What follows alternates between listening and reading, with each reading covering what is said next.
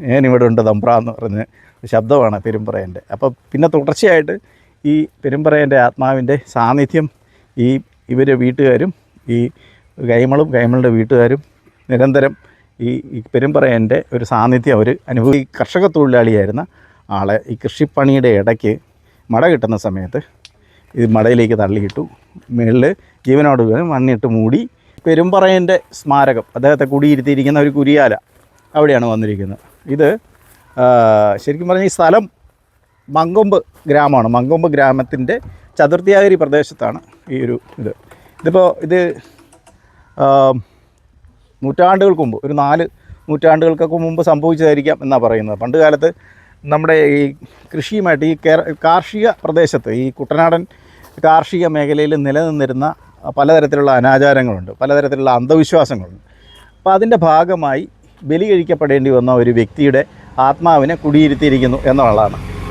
അപ്പോൾ എന്താണെന്ന് ചോദിച്ചു കഴിഞ്ഞാൽ, നമുക്ക് ഈ കൃഷിക്ക് വേണ്ടിയിട്ട് നമ്മൾ വരമ്പ് പിടിച്ച് മട കെട്ടി, അതായത് വെള്ളം കയറ്റാനും ഇറക്കാനും ഒക്കെ ഉള്ള സംവിധാനങ്ങളൊക്കെ ചെയ്തിട്ടാണ് പണ്ടത്തെ കാലത്ത് കൃഷി സ്ഥലം ഒരുക്കുന്നത്.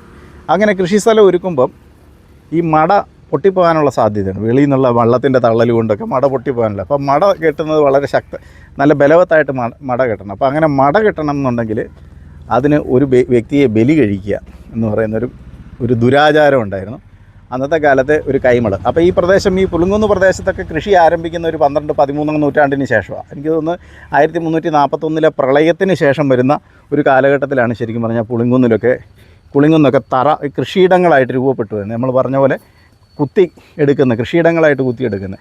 അപ്പോൾ ആ കാലഘട്ടത്തിലായിരിക്കാം, ചിലപ്പോൾ അതിന് ശേഷമോ ആയിരിക്കാം. അപ്പം ഇവിടുത്തെ അന്നത്തെ തെക്കുംകൂറിൻ്റെ കീഴിലാണ് വരുന്നത്. തെക്കുംകൂർ റാണിയാണ് അന്ന് ഈ പുളിങ്കുന്ന് ദേശം ഭരിക്കുന്നത്. ഇതൊക്കെ പുളിങ്കുന്ന് ദേശമാണെന്ന്.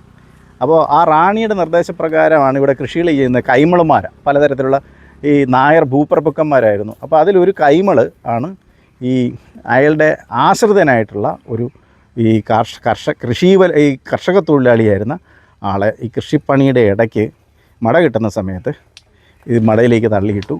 മുകളിൽ ജീവനോട് മണ്ണിട്ട് മൂടി അതിന് മുകളിൽ മടയുറപ്പിച്ചു. അങ്ങനെ ചെയ്തു കഴിഞ്ഞ് വീട്ടിൽ ചെന്ന് കഴിഞ്ഞപ്പോഴത്തേനും ഈ തട്ടിൻ്റെ മുകളിൽ നിന്ന് ശബ്ദമാണ്, ഞാനിവിടെ ഉണ്ട് തമ്പ്ര എന്ന് പറഞ്ഞ് ശബ്ദമാണ് പെരുമ്പറയൻ്റെ. അപ്പോൾ പിന്നെ തുടർച്ചയായിട്ട് ഈ പെരുമ്പറയൻ്റെ ആത്മാവിൻ്റെ സാന്നിധ്യം ഇവർ വീട്ടുകാരും ഈ കൈമളുടെ വീട്ടുകാരും നിരന്തരം ഈ പെരുമ്പറയൻ്റെ ഒരു സാന്നിധ്യം അവർ അനുഭവിച്ചുകൊണ്ടിരുന്നു.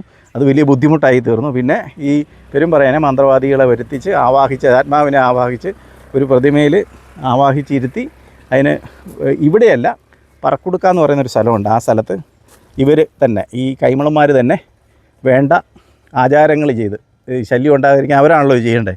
അപ്പോൾ ഒരു വർഷാവർഷം വെള്ളം കൂടി വയ്ക്കും. വെള്ളം കൂടി എന്ന് പറഞ്ഞാൽ കർക്കിടകവാവിന് വെള്ളം കൂടി വയ്ക്കുക എന്ന് പറയുന്നൊരു ആചാരമുണ്ട്. അതെല്ലാം നമ്മുടെയൊക്കെ ഈ ഹൈന്ദവരുടെ വീടുകളിലൊക്കെ പണ്ട് മുതലേ ചെയ്തു വരുന്ന. അപ്പോൾ അതേ ആചാരം തന്നെ ചെയ്ത് വെച്ച് കഴിഞ്ഞാൽ അതിന് ഒരു അവൽ, മലര്, പഴം, ശർക്കര ഇതെല്ലാം വെച്ച് കള്ളം വയ്ക്കുമെന്ന് തോന്നുന്നല്ലേ? അപ്പം അങ്ങനെയുള്ള ഇതെല്ലാം കൂടെ സമർപ്പിക്കുക, അതിനെ പ്രീതിപ്പെടുത്തുക. അതായത് ആത്മാവിനെ പ്രീതിപ്പെടുത്തി അവിടെ ഇരുന്നോണം നമ്മൾ പറഞ്ഞു കൊടുത്ത് അങ്ങനെ ചെയ്യുന്നൊരു പരിപാടിയാണ്. അപ്പോൾ അത്തരം പരിപാടി എല്ലാ വർഷവും കർക്കിടകവാവിന് ഇവിടെ നടത്തുന്ന. അപ്പോൾ അതാണ് ഇപ്പം അത് നേരത്തെ ഇരുന്ന സ്ഥലത്തുനിന്ന് മാറ്റി ഇപ്പോൾ ഇവരുടെ ഈ വേണുവിൻ്റെയൊക്കെ കുടുംബക്കാർ ആണ് അതിൻ്റെ പിന്നെ പിൽക്കാലത്തുള്ള ചുമതല. അവർ കൈമളന്മാരത് മാറിക്കഴിഞ്ഞപ്പോഴത്തേനും ഇവരുടെ കുടുംബക്കാരെ ഏറ്റെടുത്തു. കാരണം ഇവരുടെ പാരമ്പര്യമുള്ള ഈ വ്യക്തിയുടെ, ഈ പെരുമ്പറയൻ്റെ പാരമ്പര്യത്തിൽപ്പെട്ട പിൻതലമുറക്കാർ ഇത് ഏറ്റെടുത്തു. അവരാണിപ്പോൾ ഇത് നടത്തിക്കൊണ്ട് പോകുന്നത്. ഇവർ വെള്ളം കുടിയും എല്ലാ വർഷവും ഇതെല്ലാം ചെയ്യും. വേറൊന്നുമില്ല, വെള്ളം കുടി വയ്ക്കുക എന്നുള്ളൊരു ആചാരം മാത്രമാണ് ഇതിനുള്ളത്. അപ്പം ഒന്നുമില്ല.